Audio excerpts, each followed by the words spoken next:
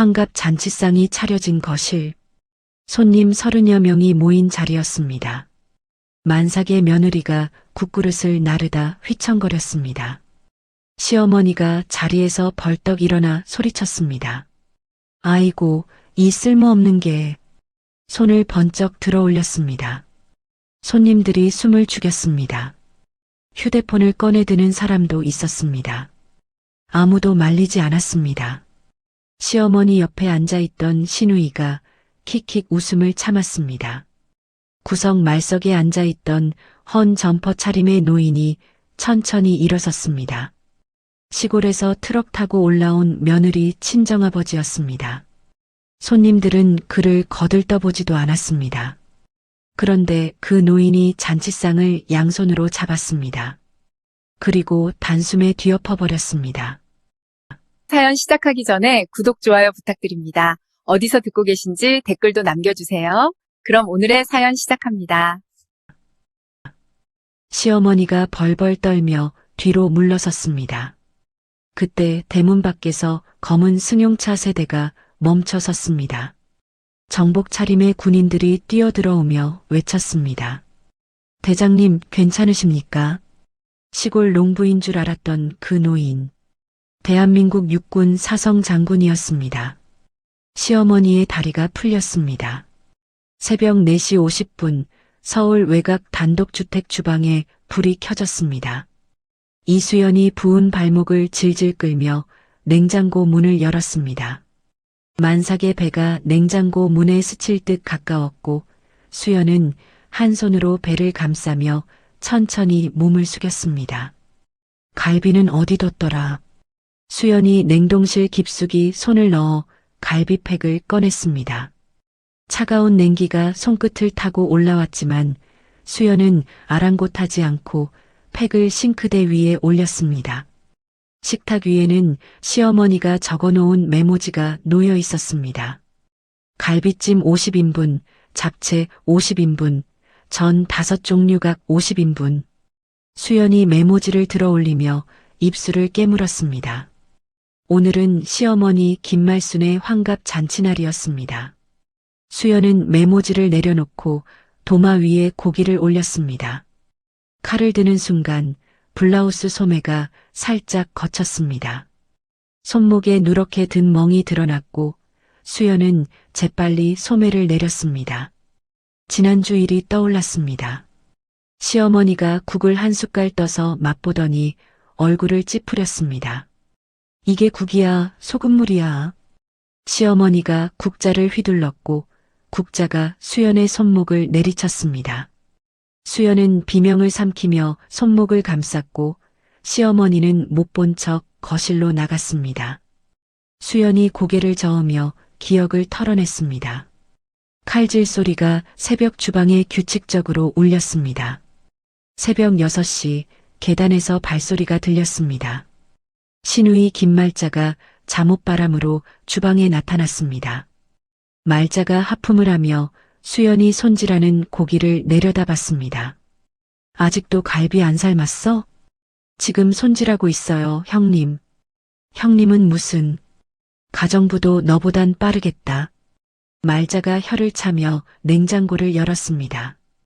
우유를 꺼내 한 모금 마시더니 수연을 흘겨봤습니다. 오늘 손님 30명 넘게 와. 망신당하기 싫으면 빨리빨리 해. 말자가 우유팩을 들고 계단을 올라갔습니다. 수연은 대답 대신 칼질 속도를 높였습니다. 7시가 되자 남편 최도윤이 양복을 차려입고 내려왔습니다. 도윤이 넥타이 매듭을 고쳐 매며 주방을 힐끗 봤습니다.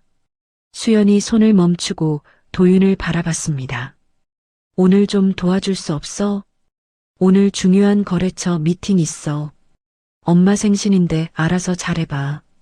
도윤의 시선이 수연의 부은 발목에 잠시 머물렀습니다. 수연은 도윤이 뭔가 말해주길 기다렸습니다. 하지만 도윤은 시선을 돌리고 현관으로 향했습니다. 다녀올게. 현관문이 닫히는 소리가 주방까지 들렸습니다. 수연이 잠시 손을 멈추고 배 위에 손을 얹었습니다.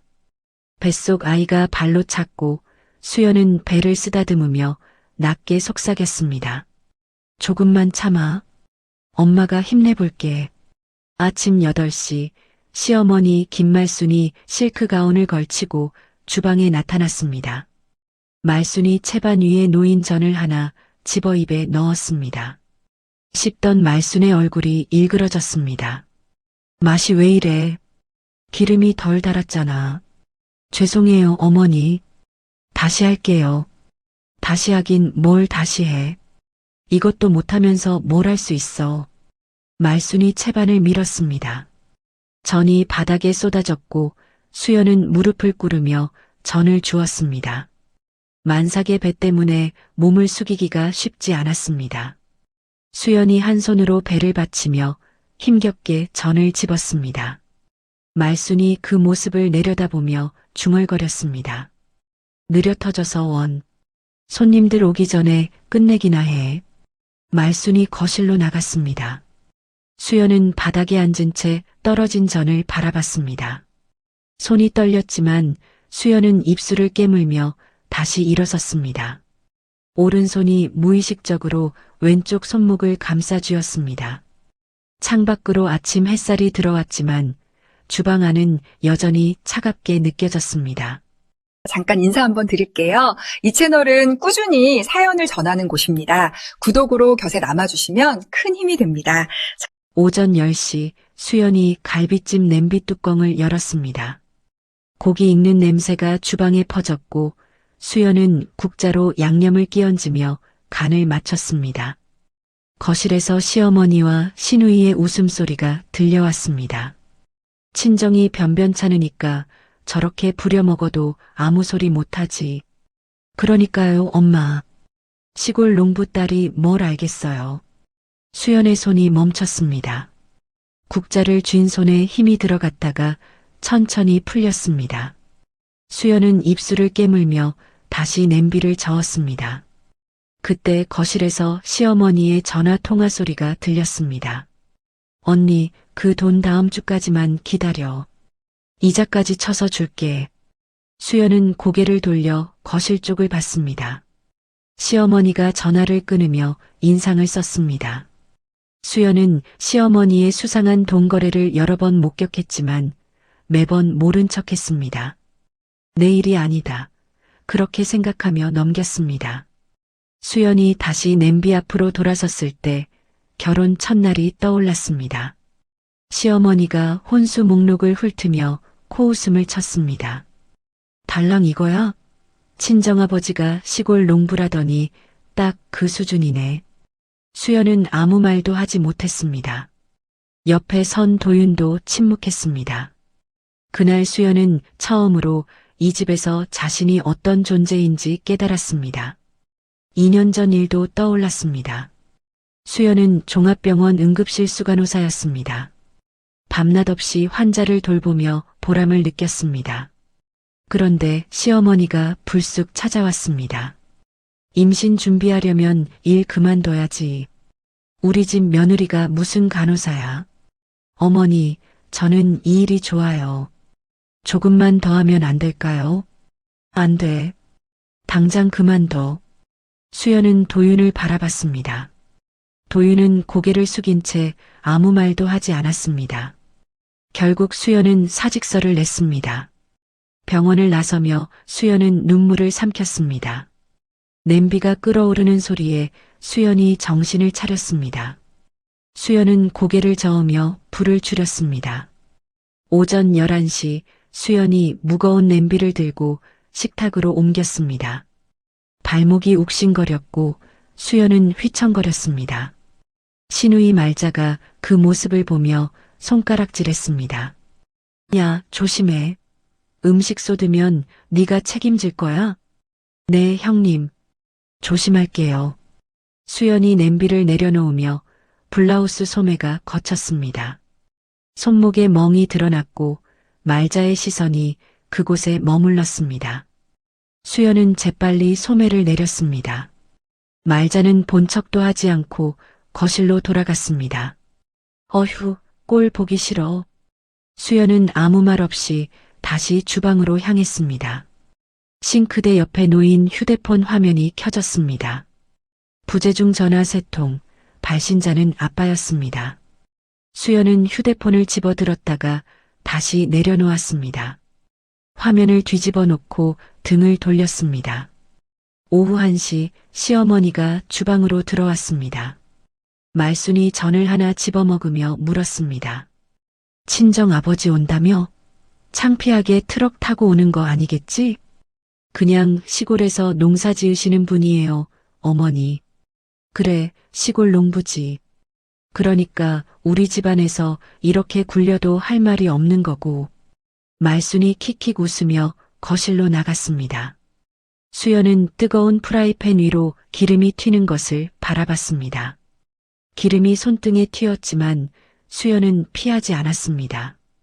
왼손이 다시 오른쪽 손목을 감싸쥐었습니다. 수연의 눈가가 붉어졌지만 눈물은 흘리지 않았습니다. 이를 악물고 다시 전을 뒤집었습니다. 오후 2시 30분 낡은 회색 트럭 한 대가 시댁 주택가 골목으로 들어섰습니다. 트럭이 대문 앞에 멈추자 운전석 문이 열렸습니다. 헌 점퍼에 고무신 차림의 60대 남성이 내렸습니다. 박종렬이었습니다.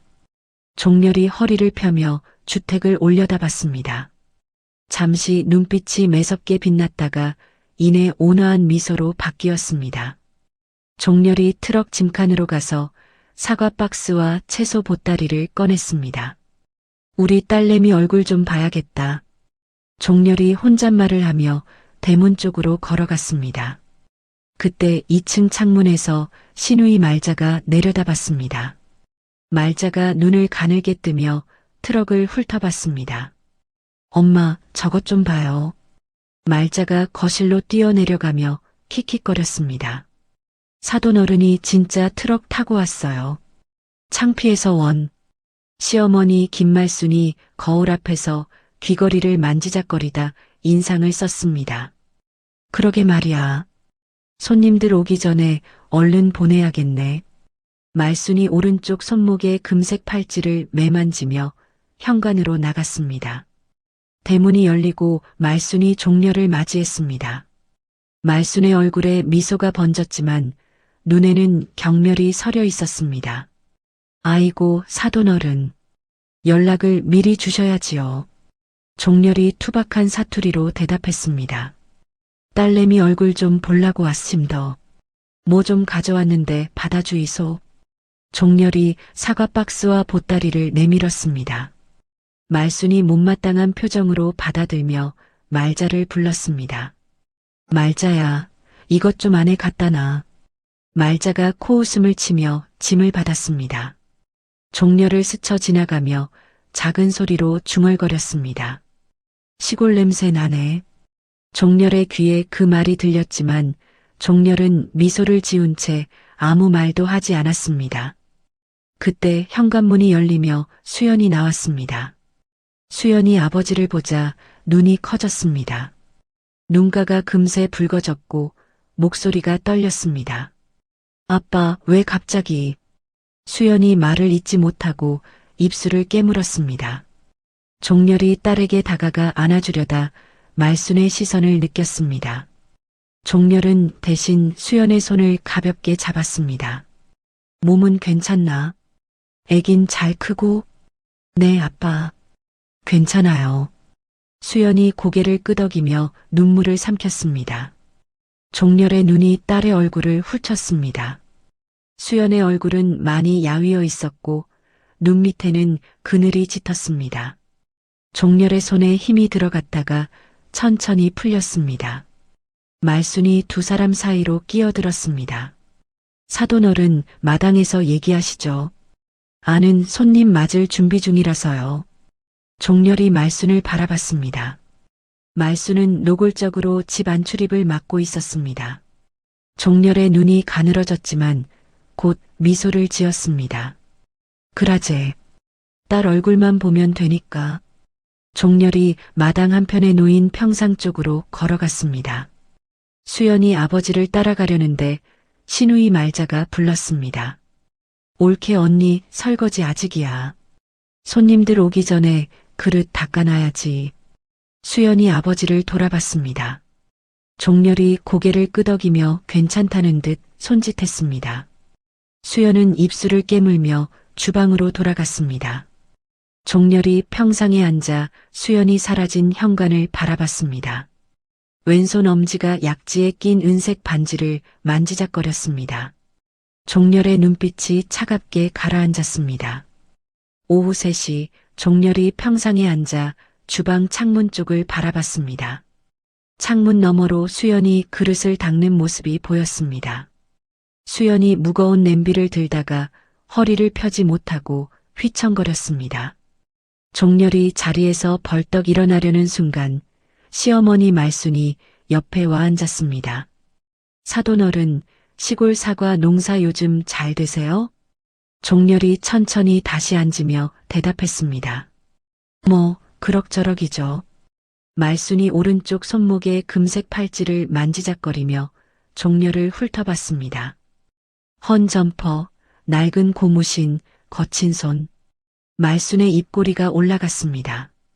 형편이 좀 어려우시겠네요. 우리 집에서 좀 도와드릴까요? 종렬의 주먹이 무릎 위에서 움켜쥐어졌습니다. 손등에 핏줄이 돋았다가 천천히 가라앉았습니다. 종렬은 표정을 바꾸지 않고 고개를 숙였습니다. 아이고, 괜찮심더. 신세질 일 없심더. 말순이 코웃음을 치며 일어섰습니다. 그래요. 뭐 시골 분들은 그렇게 사시는 게 편하시겠죠. 말순이 거실로 들어갔습니다. 종렬이 말순의 뒷모습을 바라봤습니다. 왼손 엄지가 은색 반지를 천천히 돌렸습니다. 오후 3시 30분 수연이 물과 과일을 쟁반에 담아 나왔습니다. 평상에 쟁반을 내려놓으며 수연이 아버지 옆에 앉았습니다. 아빠, 물 드세요. 그래, 고맙다. 종렬이 물컵을 받아 한 모금 마셨습니다. 컵을 내려놓으며 종렬의 시선이 수연의 손목에 멈췄습니다. 블라우스 소매 사이로 누런 멍이 살짝 보였습니다. 종렬이 아무 말 없이 수연의 손을 잡았습니다. 수연이 움찔했지만 피하지 않았습니다. 종렬이 천천히 소매를 걷어 올렸습니다. 누렇게 든 멍이 손목을 감싸고 있었습니다. 종렬의 눈빛이 차갑게 얼어붙었습니다. 목소리가 낮게 깔렸습니다. 이게 뭐고? 수연이 재빨리 소매를 내리며 웃어 보였습니다. 아, 이거요. 제가 넘어져서 그래요. 별거 아니에요, 아빠. 종렬의 시선이 수연의 부은 발목으로 내려갔습니다. 발목이 퉁퉁 부어 있었고 실내화 끈이 살을 파고들고 있었습니다. 종렬은 입술을 굳게 다물었습니다. 수연이 아버지의 표정을 살피며 손을 잡았습니다. 진짜 괜찮아요. 임신하면 원래 잘 붙는데요. 종렬은 대답하지 않았습니다. 한참을 딸의 얼굴을 바라보다가 손을 뻗어 수연의 머리를 쓰다듬었습니다. 투박한 손이 딸의 머리카락을 넘겨주었습니다. 알았다. 가서 일해라. 아버지는 여서 기다릴게. 수연이 고개를 끄덕이며 일어섰습니다. 현관으로 향하는 수연의 뒷모습이 작아 보였습니다. 종렬은 딸이 사라질 때까지 시선을 떼지 않았습니다. 수연이 들어간 뒤 종렬이 주머니에서 휴대폰을 꺼냈습니다. 화면을 열어 김대령이라는 이름을 찾았습니다. 종렬의 손가락이 빠르게 움직였습니다. 상황 확인. 해당 주소 주변 대기. 내 신호시 진입. 메시지를 보내고 종렬은 화면을 껐습니다. 잠시 후 답장이 왔습니다. 확인했습니다, 대장님. 세계 차량 10분 내 도착 예정. 종렬이 휴대폰을 주머니에 넣었습니다. 평상 위에 다시 앉아 하늘을 올려다봤습니다. 겉보기에는 시골 농부가 햇볕을 쬐는 모습이었습니다. 하지만 종렬의 눈동자 속에는 들불처럼 타오르는 무언가가 서려 있었습니다. 왼손 엄지가 은색 반지를 쉴 새 없이 돌렸습니다. 오후 5시 거실에 잔치상이 차려졌습니다. 손님 30여 명이 모여 앉았고 웅성거리는 소리가 집 안가득 울렸습니다. 시어머니 김말순이 화려한 자주색 한복을 차려입고 상석에 앉았습니다. 금색 귀걸이가 조명 아래서 번쩍였고 오른쪽 손목에 금색 팔찌가 손님들의 시선을 끌었습니다. 어머, 사모님, 오늘 정말 곱게 차려입으셨네요. 에이, 뭐려. 그냥 집에 있던 거예요. 말순이 손사래를 치면서도 입꼬리가 올라갔습니다. 수연이 쟁반을 들고 거실로 나왔습니다. 만삭의 배가 쟁반에 닿을 듯 가까웠고 발목은 아침보다 더 부어 있었습니다. 수연이 손님들 앞에 음식을 놓으며 허리를 숙였습니다. 손님 중 한 명이 옆 사람에게 속삭였습니다. 저 며느리 배가 저런데 왜 일을 시켜? 그러게요. 곧 나올 것 같은데. 말순이 그 말을 듣고 손을 내저었습니다. 에이, 집안일 좀 하는 게 순산에 좋대요. 요즘 애들이 너무 나약해서 탈이에요. 손님들이 어색하게 웃었습니다. 수연은 고개를 숙인 채 다시 주방으로 향했습니다. 잠시 후 종렬이 마당에서 거실로 안내받았습니다. 말순이 종렬을 보며 턱으로 구석을 가리켰습니다. 사돈 어른은 저쪽 자리에 앉으시죠. 말석이었습니다.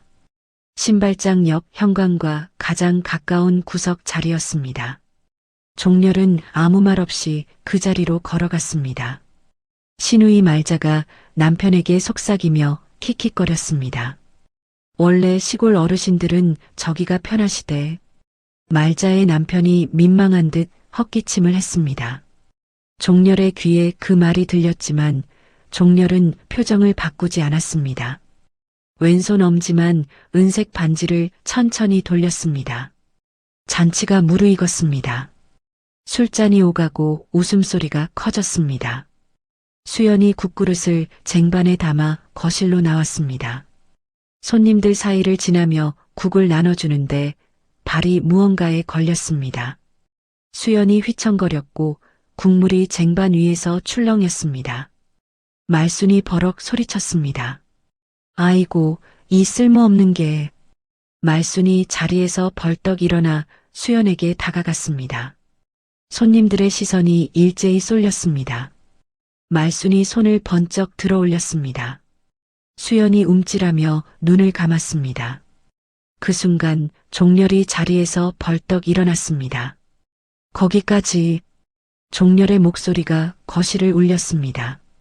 말순의 손이 허공에서 멈췄습니다. 손님들이 숨을 죽였습니다. 종렬이 성큼성큼 걸어와 수연을 등 뒤로 감쌌습니다. 말순을 똑바로 노려보며 낮게 말했습니다. 뭐 하는 짓이오? 말순이 당황한 표정으로 손을 내렸습니다. 아니, 사돈 어른이 왜 이러세요?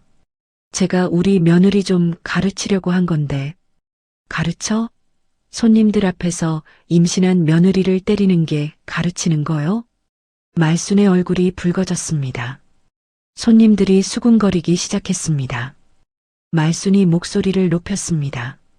사돈 어른, 여긴 우리 집이에요. 남의 집안일에 왜 이래요? 종렬이 한 발짝 다가섰습니다. 말순이 움찔하며 뒤로 물러섰습니다. 종렬이 양손으로 잔치상 양쪽을 잡았습니다. 남의 집안일? 종렬이 상을 들어 올렸습니다. 한순간에 상이 뒤집어졌습니다. 음식과 그릇이 바닥에 쏟아지며 요란한 소리가 났습니다. 손님들이 비명을 지르며 자리에서 일어났습니다. 종렬이 말순의 눈을 똑바로 바라보며 말했습니다. 내 딸을, 임신한 내 딸을 종년 부리듯 굴리고 이제 손까지 대려해? 말순의 얼굴이 하얗게 질렸습니다. 입술이 파르르 떨렸지만 아무 말도 나오지 않았습니다. 거실이 쥐 죽은 듯 고요해졌습니다. 잔치상이 엎어진 거실에 정적이 흘렀습니다. 바닥에 쏟아진 음식 위로 국물이 흘러내렸습니다. 손님들이 휴대폰을 꺼내 촬영하기 시작했고 웅성거리는 소리가 퍼졌습니다. 말순이 얼굴을 붉히며 소리쳤습니다. 이 미친 영감이 남의 집에서 행패야. 그 순간 대문 밖에서 자동차 급정거 소리가 울렸습니다. 검은색 제네시스 세대가 일렬로 멈춰섰습니다. 차문이 열리고 검은 양복 차림의 남자들이 뛰어내렸습니다. 곧이어 정복 차림의 육군 대령이 앞장서서 현관으로 들어왔습니다. 대령이 종렬 앞에 서서 거수 경례를 올렸습니다. 대장님 괜찮으십니까? 경호원 4명이 종렬 좌우로 도열했습니다. 거실 안이 순식간에 얼어붙었습니다. 말순이 눈을 크게 떴습니다. 네 대장? 손님 중 한 명이 휴대폰을 들여다보다 소리쳤습니다. 이분 박종렬 육군 참모 총장이야. 인터넷에 사진 있어. 웅성거림이 커졌습니다. 손님들이 서로 얼굴을 마주보며 술렁였습니다. 뭐라고? 육군 참모 총장? 사성 장군이라고? 신우이 말자의 얼굴이 창백하게 질렸습니다. 말자가 중얼거렸습니다. 그 촌부 영감이 사성 장군이라고? 그때 현관문이 열리며 도윤이 황급히 들어섰습니다. 넥타이가 풀어져 있었고 이마에 땀이 맺혀 있었습니다. 도윤이 거실 안 상황을 보고 얼어붙었습니다. 경호원이 도윤의 앞을 가로막았습니다. 무슨 일이야? 도윤의 목소리가 떨렸습니다. 아무도 대답하지 않았습니다. 종렬이 천천히 말순에게 다가갔습니다. 말순이 뒷걸음질 치다가 소파에 걸려 휘청거렸습니다. 종렬이 낮고 서늘한 목소리로 말했습니다. 내가 왜 일부러 낡은 트럭 타고 왔는지 아시오? 말순이 입술을 달싹거렸지만 소리가 나오지 않았습니다. 딸 시집이 어떤 곳인지 두 눈으로 보려고 그랬소. 종렬의 눈이 말순을 꿰뚫었습니다. 잘 봤소. 아주 잘 봤어. 말순의 다리가 풀렸습니다. 그 자리에 털썩 주저앉으며 말순이 더듬거렸습니다. 사돈어른. 제가 몰라봬서 정말 몰랐어요. 종렬은 대답하지 않았습니다. 몸을 돌려 수연에게 다가갔습니다. 수연은 쏟아진 음식 앞에 서서 아버지를 바라보고 있었습니다. 눈물이 볼을 타고 흘러내렸습니다. 종렬이 딸의 어깨를 잡았습니다. 짐 싸라. 오늘 친정으로 간다. 수연이 고개를 끄덕였습니다. 입술을 깨물며 눈물을 삼켰습니다. 도윤이 경호원을 밀치며 다가왔습니다. 수연아. 잠깐만. 종렬이 도윤을 막아섰습니다. 도윤이 멈춰섰습니다. 종렬이 사위를 내려다보며 말했습니다. 네가 아내 편을 들었어야지. 도윤의 얼굴이 일그러졌습니다. 입을 열었지만 아무 말도 나오지 않았습니다. 오른손이 시계줄을 만지작거렸습니다. 종렬이 수연의 손을 잡고 현관으로 향했습니다. 경호원들이 앞뒤로 호위했습니다. 김 대령이 차문을 열었습니다. 수연이 차에 오르기 전 뒤를 돌아봤습니다. 거실 안에 얼어붙은 시댁 식구들이 보였습니다. 말순은 바닥에 주저앉은 채 멍하니 허공을 바라보고 있었습니다. 말자는 벽에 기대어 손으로 입을 막고 있었습니다. 도윤은 현관에 서서 수연을 바라보고 있었습니다. 수연이 고개를 돌렸습니다. 차에 올라 문이 닫혔습니다. 검은 차 세대가 출발했습니다. 뒤에 남은 시댁 식구들은 손님들의 싸늘한 시선 속에 서 있었습니다. 휴대폰 셔터 소리가 여기저기서 울렸습니다. 아무도 말을 꺼내지 못했습니다. 이튿날 아침 시어머니 김말순의 집에 전화벨이 쉴 새 없이 울렸습니다. 말순이 거실 소파에 앉아 휴대폰을 들여다봤습니다. 카톡 메시지가 쏟아지고 있었습니다. 어머, 사돈어른이 사성 장군이었대? 어제 잔치에서 난리가 났다던데 사실이야? 며느리를 때리려고 했다는 게 진짜야? 말순의 손이 떨렸습니다. 오른손으로 금색 팔찌를 만지작거리며 입술을 깨물었습니다. 신우이 말자가 2층에서 내려오며 소리쳤습니다. 엄마, 큰일 났어요. 인터넷에 어제 영상 퍼지고 있어요. 뭐라고? 말순이 벌떡 일어났습니다. 말자가 휴대폰 화면을 내밀었습니다. 어제 손님 중 누군가가 찍은 영상이었습니다. 말순이 수연에게 손을 들어올리는 장면, 종렬이 상을 엎는 장면이 선명하게 담겨 있었습니다. 댓글이 수백 개 달려 있었습니다. 임신한 며느리를 저렇게 대하다니 충격.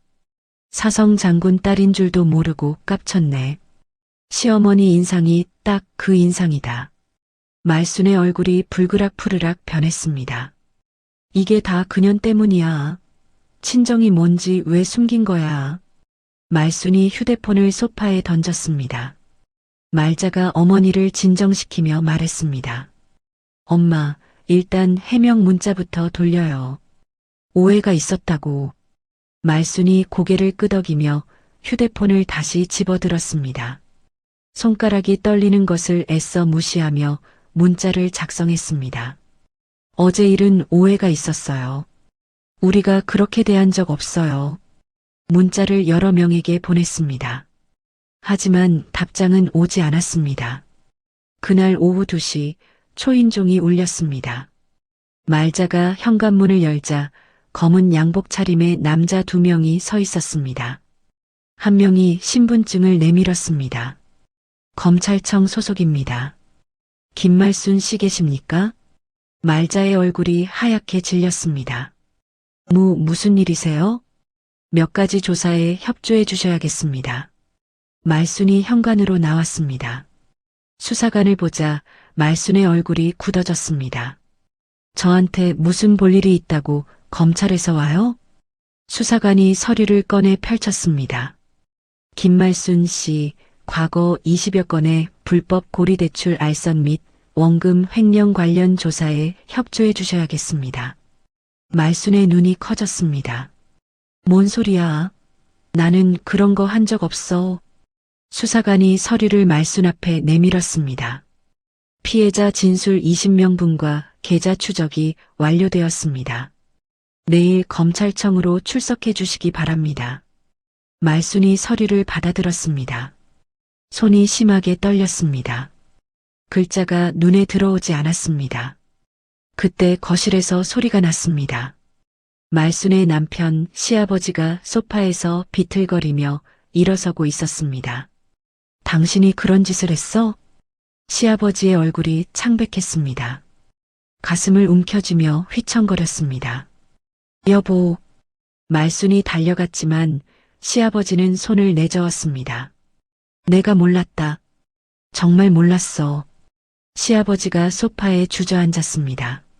수사관들이 명함을 놓고 나갔습니다. 현관문이 닫히고 집안에 무거운 침묵이 내려앉았습니다. 저녁 무렵 시아버지가 휴대폰을 들었습니다. 떨리는 손으로 수연에게 전화를 걸었습니다. 수연아. 전화기 너머로 수연의 목소리가 들렸습니다. 아버님, 미안하다. 내가 몰랐다. 정말 몰랐어. 수연은 대답하지 않았습니다. 전화기 너머로 조용한 울음소리만 새어나왔습니다. 시아버지가 눈을 감았습니다. 손이 떨려 휴대폰을 제대로 잡지 못했습니다. 거실 한편에서 말순이 입술을 깨물며 그 모습을 지켜봤습니다. 오른손이 금색 팔찌를 3개 움켜쥐었습니다. 일주일 뒤 저녁 7시 종렬의 관사 정문 앞에 남자 한 명이 서 있었습니다. 도윤이었습니다. 넥타이도 매지 않은 구겨진 셔츠 차림이었고 눈 밑에 그늘이 짙게 내려앉아 있었습니다. 도윤이 경비실 쪽으로 다가갔습니다. 저 이수연 씨 남편입니다. 아내 좀 만나게 해주세요. 경비병이 고개를 저었습니다. 면회 불가입니다. 돌아가십시오. 잠깐만요. 한 번만 만나게 해주세요. 제발이요. 도윤이 고개를 숙였습니다. 경비병은 표정을 바꾸지 않았습니다. 명령입니다. 돌아가십시오. 도윤은 그 자리에 서서 관사 안쪽을 바라봤습니다.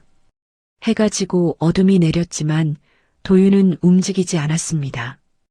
2시간이 지났습니다. 관사 안에서 누군가 나왔습니다. 김 대령이었습니다. 김 대령이 도윤에게 다가와 말했습니다. 대장님께서 응접실에서 잠시 만나시겠다고 합니다. 따라오십시오.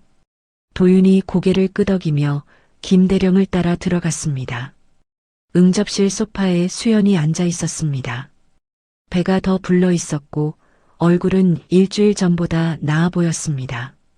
수연의 오른쪽 귀 위에 은빛꽃 머리핀이 꽂혀 있었습니다. 도윤이 수연 앞에 무릎을 꿇었습니다. 수연아, 내가 잘못했어. 제발 한 번만 기회를 줘. 수연은 창밖을 바라보며 대답하지 않았습니다. 도윤이 고개를 더 숙였습니다. 다 내 잘못이야.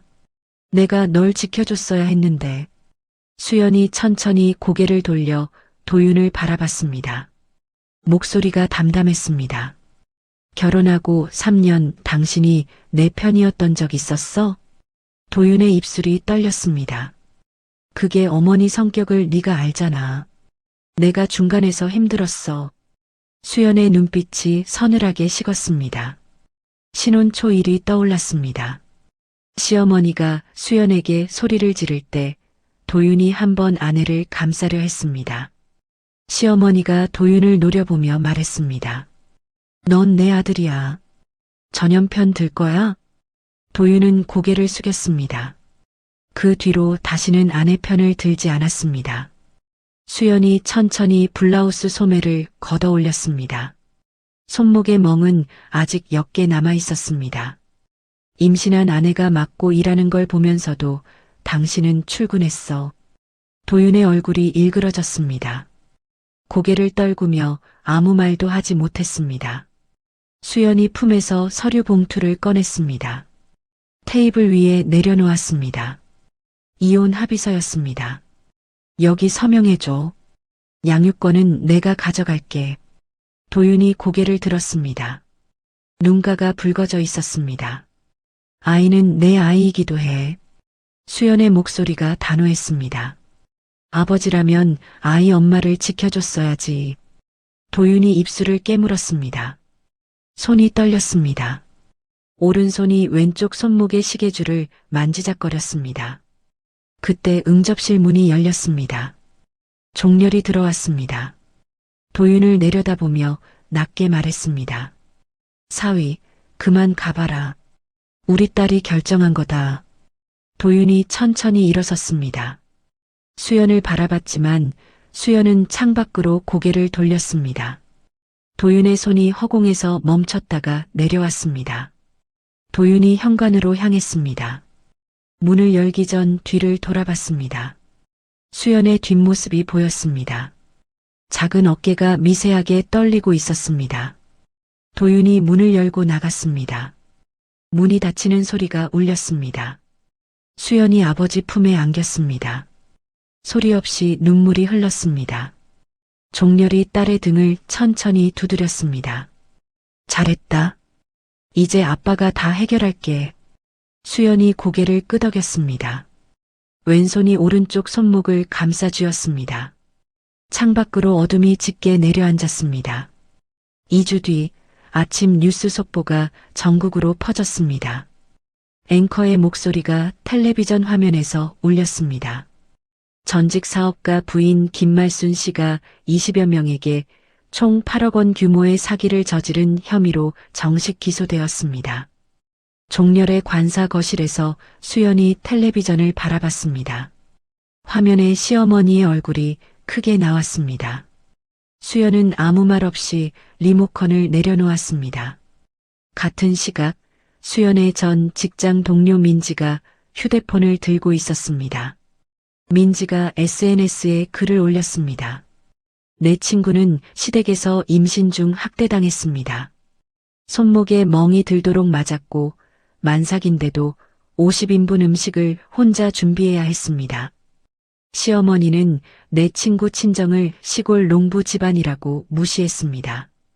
글이 올라간 지 1시간 만에 댓글이 수백 개 달렸습니다. 익명 제보가 쏟아지기 시작했습니다. 저도 김말순한테 당했어요. 5천만 원 빌려줬는데 3년째 안 갚아요. 저희 어머니도 피해자예요. 이자 쳐서 준다더니 원금도 없어졌어요. 온라인 커뮤니티에 글이 퍼졌습니다. 사성 장군 딸을 가정부 취급한 시어머니라는 제목이었습니다. 댓글이 수천 개 달렸습니다. 임신한 며느리를 저렇게 대하다니 소름 돋는다. 돈만 아는 속물의 최후다. 장군님 딸인 줄도 모르고 얼마나 깝쳤으면. 그날 오후 3시 서울중앙지방법원 앞 시어머니 김말순이 수갑을 찬 채 법원으로 들어갔습니다. 기자들이 카메라를 들이밀었습니다. 김말순 씨 혐의에 대해 할 말 있습니까? 말순이 고개를 돌리며 소리쳤습니다. 다 누명이야. 며느리 친정이 꾸민 음모라고. 판사가 증거를 검토한 뒤 구속영장을 발부했습니다. 말순이 법정에서 끌려나가며 악을 썼습니다. 나는 억울해. 이게 다 그년 때문이야. 같은 날 저녁 신우이 말자의 남편에게서 전화가 왔습니다. 말자가 전화를 받자 남편의 목소리가 날카롭게 울렸습니다. 나 오늘 회사에서 권고사직 당했어. 장모님 기사 때문에 여기저기서 난리야. 말자의 얼굴이 하얗게 질렸습니다. 여보. 진정해. 엄마 일이지 우리 일이 아니잖아. 아니잖아. 다 내 집안일이잖아. 나 이혼 소송 넣을 거야. 전화가 끊겼습니다. 말자가 휴대폰을 바닥에 던지며 울음을 터뜨렸습니다. 그때 검찰에서 전화가 왔습니다. 김말자 씨 친정 자금 5천만 원 횡령 혐의로 조사에 협조해 주셔야겠습니다. 말자의 입에서 비명이 터져 나왔습니다. 그 시각 수연은 산부인과 진료실에 앉아 있었습니다. 의사가 초음파 화면을 가리키며 말했습니다. 건강한 여아입니다. 2주 후면 출산 예정일이에요. 수연의 얼굴에 미소가 번졌습니다. 옆에 앉은 어머니가 수연의 손을 꼭 잡았습니다. 우리 딸, 이제 편하게 낳으면 돼. 수연이 고개를 끄덕이며 어머니 손을 맞잡았습니다. 초음파 화면 속 아이가 손을 움직였습니다. 수연의 눈가가 촉촉해졌습니다. 귀갓길 차 안에서 수연이 조심스럽게 입을 열었습니다. 엄마 아빠 이름이 기사에 나올까봐 걱정돼요. 그때 수연의 휴대폰이 울렸습니다. 아버지 종렬이었습니다. 뉴스 봤냐? 네, 아빠. 걱정 마라. 국민이 알면 오히려 응원할 거다. 수연이 창밖을 바라봤습니다. 가로등 불빛이 스쳐 지나갔습니다. 수연의 왼손이 배 위에 얹혀 있었습니다. 작은 생명이 발로 찼고 수연은 배를 쓰다듬으며 눈을 감았습니다. 구속 기소된 시어머니 김말순의 첫 공판이 열렸습니다. 서울중앙지방법원 형사법정에 방청객이 가득 찼습니다. 피해자 20명이 증인석에 차례로 앉았습니다. 첫 번째 증인이 눈물을 흘리며 말했습니다. 저 여자가 이자까지 쳐서 준다고 해서 평생 모은 돈 3천만 원을 맡겼어요. 그런데 원금도 못 받았습니다. 두 번째 증인이 주먹을 떨며 소리쳤습니다. 제 어머니 병원비였어요. 저 사람 때문에 어머니가 제때 치료를 못 받았습니다. 법정이 술렁거렸습니다. 말수는 피고인석에 앉아 고개를 숙이고 있었습니다. 오른손이 손목을 만지작거렸습니다. 금색 팔찌가 없는 맨손목이 허전해 보였습니다. 검사가 일어섰습니다. 피고인 김말수는 친분을 이용해 고리대출을 알선하고 원금을 횡령한 혐의가 충분합니다. 징역 5년을 구형합니다. 재판장이 서류를 넘기며 말했습니다. 피고인, 할 말이 있습니까? 말순이 고개를 들었습니다. 얼굴이 누렇게 떠 있었고 눈 밑에 그늘이 짙었습니다. 저는 억울합니다. 이게 다 며느리 친정에서 꾸민 음모예요. 방청석에서 야유가 터져 나왔습니다. 뻔뻔하기는. 반성도 안 하네. 재판장이 의사봉을 쳤습니다. 정숙하십시오. 법정 밖에는 기자들이 대기하고 있었습니다. 공판이 끝나자 피해자 대표가 마이크 앞에 섰습니다. 저 사람은 체면 차리느라 남의 돈 뜯어먹고 며느리까지 학대한 악마입니다. 반드시 엄벌해 주십시오. 카메라 플래시가 터졌습니다. 같은 날 오후 신우이 말자가 약식 재판 결과를 받았습니다. 벌금 2천만 원의 집행유예. 그리고 이혼 소송에서 유책 배우자로 인정되었습니다. 재산 분할에서 불리한 판결이 내려졌습니다. 말자가 법원 계단에 주저앉아 울었습니다. 다 엄마 때문이야, 다 엄마 때문이라고. 그 시각 도윤은 회사 인사팀에 불려갔습니다. 팀장이 서류를 내밀었습니다. 최 과장, 미안하지만 권고사직서야. 가정사가 복잡해지면서 거래처에서 문의가 많이 들어와. 도윤은 아무 말 없이 서류를 받아들었습니다. 오른손이 시계줄을 만지작거렸습니다. 떨리는 손으로 서명을 하고 인사팀을 나왔습니다. 텅 빈 시댁 거실에 도윤이 앉아 있었습니다. 벽에 걸린 결혼사진이 눈에 들어왔습니다. 웨딩드레스를 입은 수연이 웃고 있었습니다. 도윤 옆에서 환하게 웃는 수연의 얼굴이 낯설게 느껴졌습니다. 그때 텔레비전에서 뉴스 속보가 흘러나왔습니다. 육군 참모총장 박종렬 대장의 딸이 시댁에서 임신 중 학대를 당한 정황이 드러났습니다. 시어머니 김말순 씨는 이미 사기 혐의로 구속 기소된 상태입니다. 인터넷에서는 댓글이 수만 개 달렸습니다. 장군님 딸을 저렇게 대하다니 간이 배 밖으로 나왔네. 돈만 아는 속물의 최후가 이거다. 며느리 학대하고 사기까지 구제불능이네. 저녁 무렵 도윤은 요양원에 입원한 아버지를 찾아갔습니다. 시아버지는 침대에 누워 창밖을 바라보고 있었습니다. 도윤이 옆에 앉자 시아버지가 천천히 고개를 돌렸습니다. 수연이한테 아버지가 미안하다고 전해다오. 도윤이 고개를 숙였습니다. 아무 말도 하지 못했습니다. 밤이 깊었습니다. 도윤은 텅 빈 시댁 베란다에 서서 밤하늘을 올려다봤습니다. 차가운 바람이 불었지만 도윤은 움직이지 않았습니다. 수연아, 미안해. 도윤의 눈에서 눈물이 흘러내렸습니다. 아무도 듣지 않는 사과였습니다. 도윤은 한참을 그 자리에 서 있었습니다. 구속된 시어머니 김말순의 항소심이 열렸습니다. 재판장이 판결문을 읽어 내려갔습니다. 피고인 김말순은 피해 규모와 반성 없는 태도를 고려하여 원심대로 징역 5년을 선고합니다. 말순이 피고인석에서 벌떡 일어났습니다.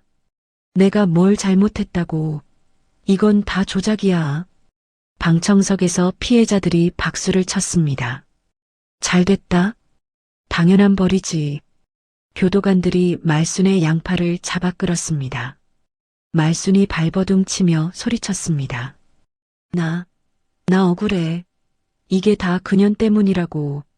법정 문이 닫히고 말순의 목소리가 멀어졌습니다. 방청석에 앉아있던 도윤이 고개를 떨궜습니다.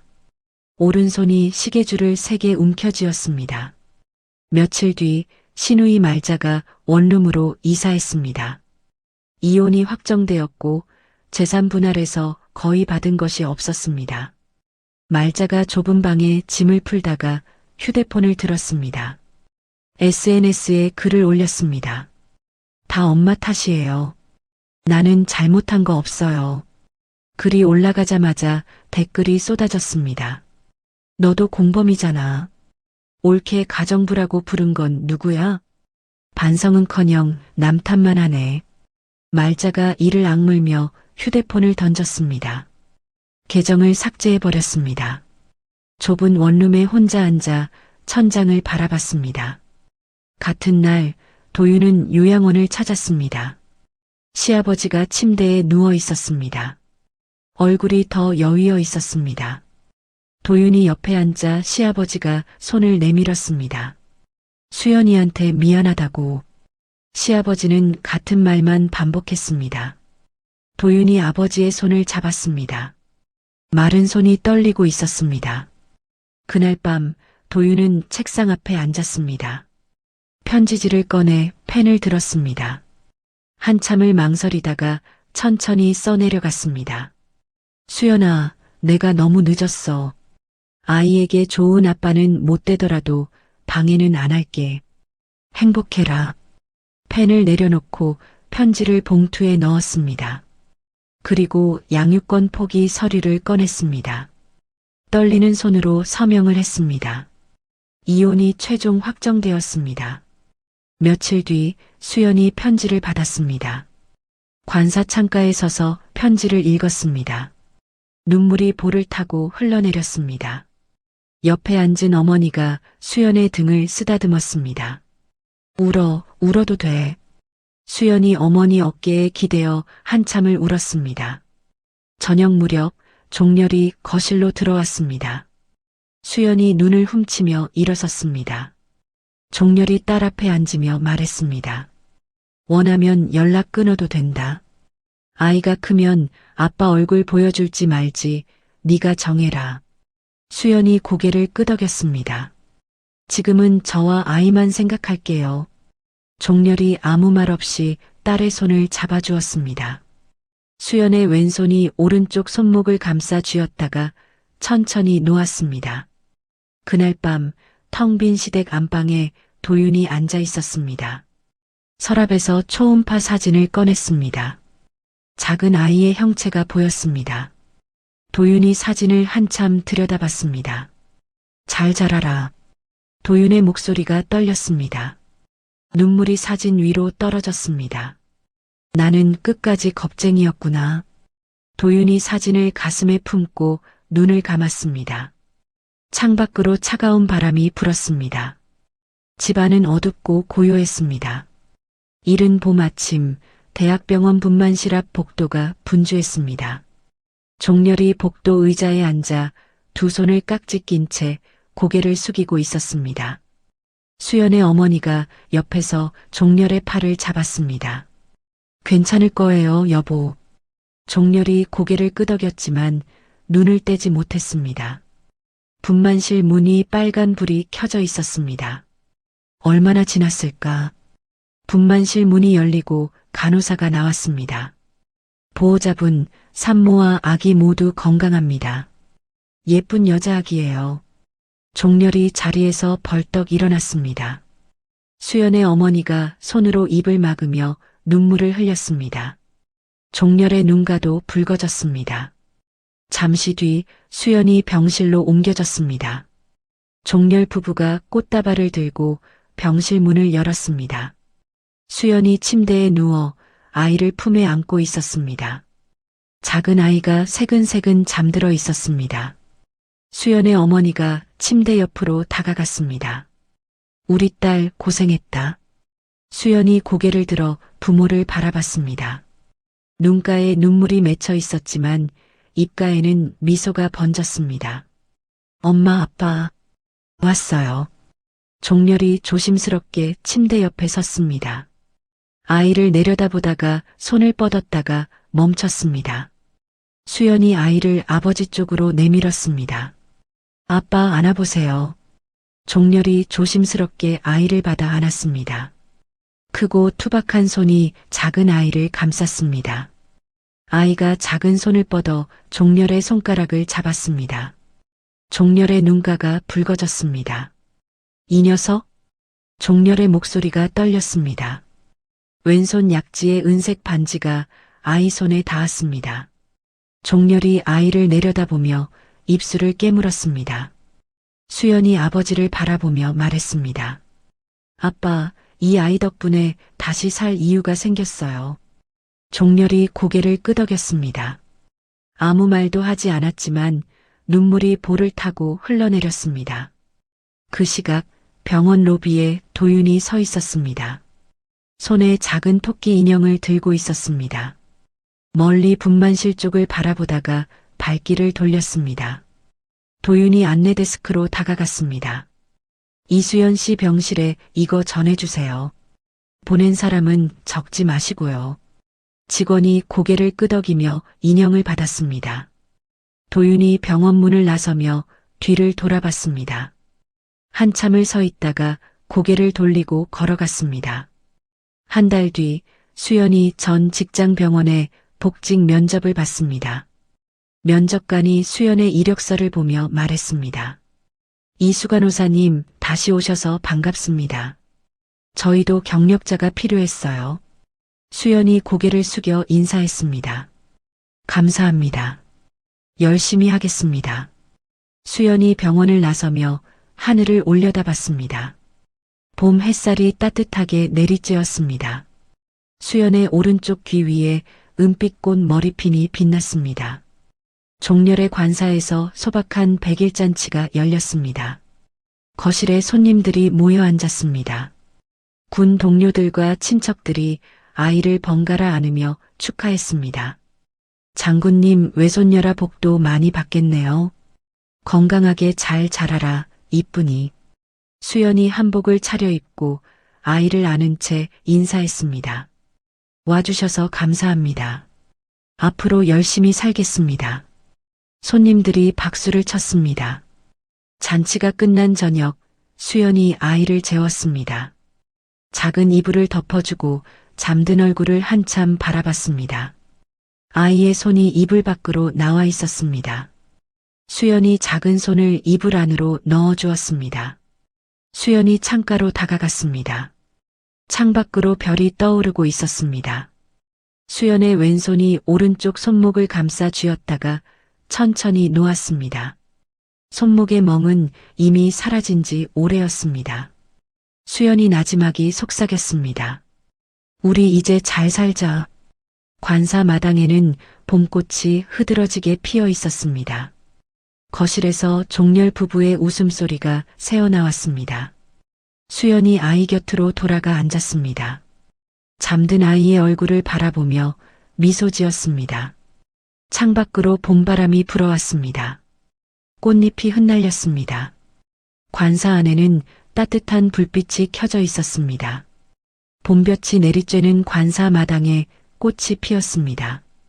수연은 아이를 품에 안고 창가에 앉아 조용히 바깥을 바라봤습니다. 손목의 멍은 이미 사라졌고 오른쪽 귀 위에는 어머니에게 받은 은빛 머리핀이 햇살에 반짝였습니다. 오랜 시간 참아왔던 것들이 이제야 천천히 놓이는 것 같았습니다. 사람을 겉모습이나 배경으로 판단하고 함부로 대하면 그 대가는 반드시 돌아오는 것 같습니다. 그리고 진짜 가족은 피가 아니라 내 편에 서주는 마음이 아닐까 싶습니다. 시어머니는 징역 5년을 선고받았고 시누이는 이혼 후 혼자가 되었습니다. 남편 도윤은 끝내 가정을 지키지 못했습니다. 수연은 다시 간호사로 복직했고 아버지 품에서 아이와 함께 새 삶을 시작했습니다. 여러분이라면 그 상황에서 어떤 선택을 하셨을까요? 이야기를 끝까지 들어주신 분이 계시다면 잘 들었다고 댓글 하나만 남겨주세요. 감사합니다.